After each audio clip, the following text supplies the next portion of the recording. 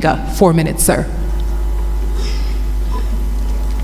Well, we know where we are as African Union, and that's why the heads of state came up with that committee on reforms, which was headed by former president, current Rwanda President Kagame.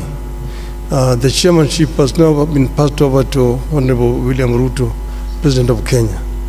I have had long discussions with President Kagame when he was chairing that committee, because I was working as a high representative of the AU on issues of infrastructure. And I know the kind of frustrations that you feel working that way. I know that 93% of the resolutions that are passed by the heads of state at the assembly are never implemented. Now, some of them are resolutions which were probably not necessary. Some of them are not implementable, but majority of them are just not implemented. Some have to do with the structure and management of the AU at the headquarters. I'm not trying to pass any judgment here because I know that Mr. Faki has worked very hard to try to make the organization move forward. The other one has been the issue of funding, which has been a major challenge, and look at other alternative sources of funding.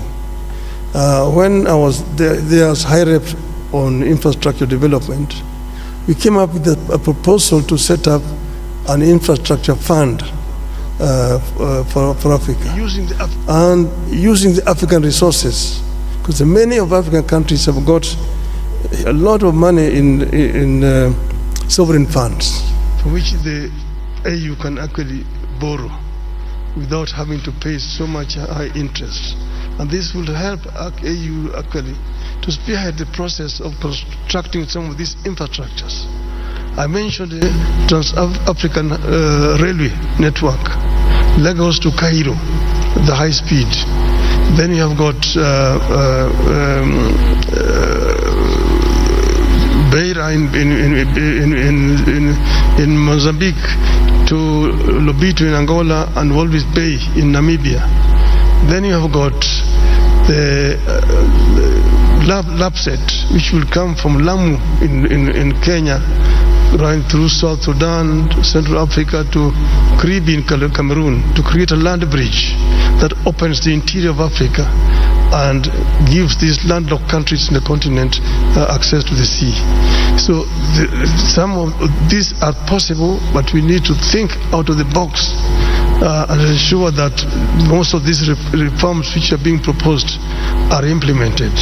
We were talking about energy, which is a very major issue, and we have got the Grand Inga in the Congo, which can actually power the entire continent with power pools, southern power pool, eastern power pool, central, western, and northern power pool. That will help us to lower the cost of energy in the continent. That would be a revolutionary change in the continent.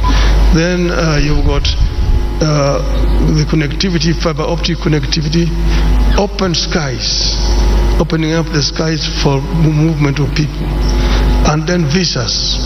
To do with visas is a big issue. Many African businessmen cannot travel across the continent because they don't have visas. Excellency, I'm really sorry to interrupt you. Les 4 minutes se sont écoulées. Nous allons maintenant suivre. We are going now to listen to the response from the last candidate for this round, the candidate from Djibouti. Let me start by paying tribute to our heads of states who have endorsed those reforms in 2017. And then the champion for those reforms was His Excellency President Kagame, and he passed the responsibility to President Ruto. Now, there are a number of reforms that have already been implemented.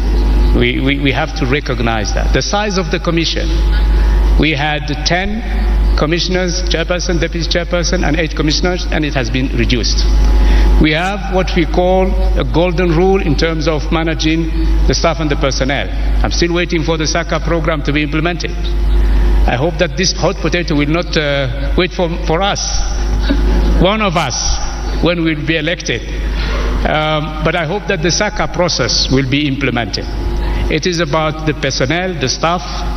We have moved from a lot of short contract employees to a permanent contract. That's very important. If you want to create loyalty, you want to create the ownership within your staff and personnel, you have to make them happy. They need to have a permanent contract, and it is in the SACA program. Now, the biggest bottleneck of the reforms is the financing. Our heads of state said we will pay 0.2% of eligible import to the Commission. Only 17 countries, 17, are applying and abiding by that rule. It has to change. I'm not going to impose that on our leaders. It's not my intention, but I will advocate for it. It's very important to have, that particular issue of mobilizing and fostering financing be resolved immediately. Then, our experts, there is a unit in the African Union Commission called the Reform Unit, led by Mr. Makoko, a very able African expert. But there are so many reforms that have not been implemented. One of them is PAP, the Pan-African Parliament. It's still a consultative organ. When is the Pan-African Parliament will become a legislative organ? They have passed in 2014 a protocol. Only 15 countries ratified that protocol.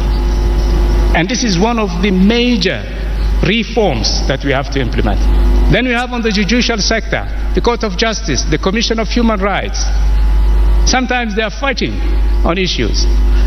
The Court of Justice do not open its doors to nationals, to African citizens, to NGOs. They are complaining. I am hearing complaints about the African citizens with regard to the Court of Justice. And then they are fighting who is doing what, the Commission of Human Rights.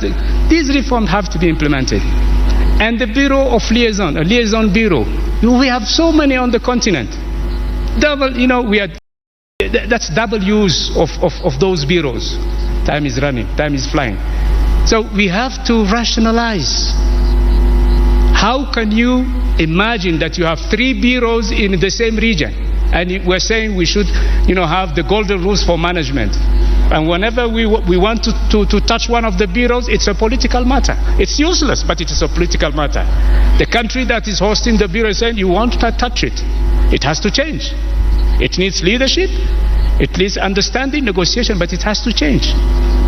If you want to change things, we have to be frank and outspoken. We have to be, really tough when it comes to be tough, and lean when it comes to we have to do it. We have to do it. Yes, sir, your time is up. And now, ladies and gentlemen, that brings us to the end of round 4. If you are just joining us, we've had 4 rounds, and each of them has touched on a thematic area. And now